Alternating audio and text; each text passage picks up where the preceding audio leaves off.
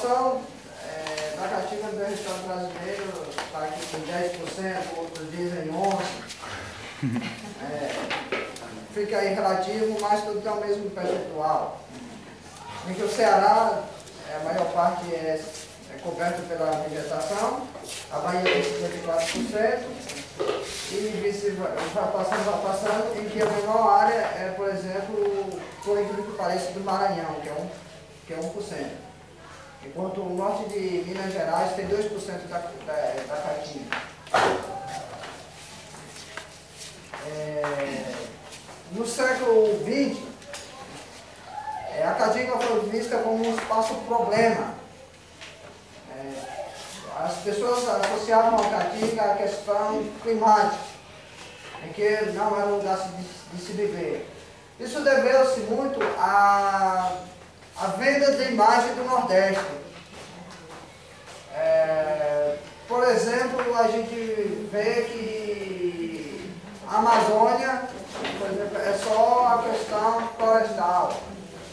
O Rio Grande do Sul só vê os pampas, né? A questão do chimarrão, o povo branco, o povo bonito.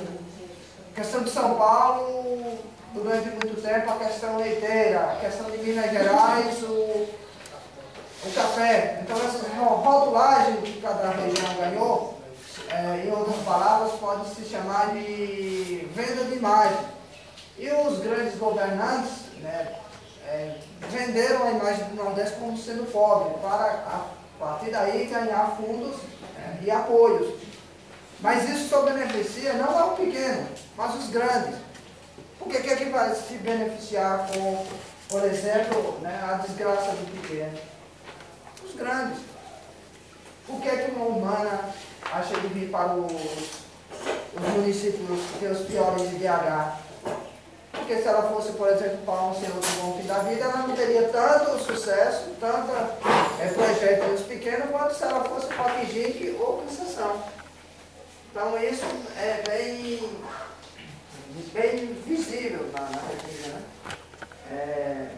Relacionado a isso, tem as desigualdades sociais, que é ocasionado pela concentração de terras, que isso ocorre pelas ausência de política pública para o campo, fazendo isso tudo o êxito rural, muito isso nos anos 40, e agora existe uma nova palavra, assim, a gente até brincando, que é o êxito capital. O cara sai do campo para ir para o campo de Minas Gerais, e não mais para a cidade, em busca não tão somente do dinheiro.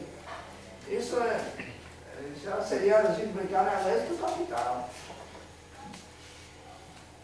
Aí a desertificação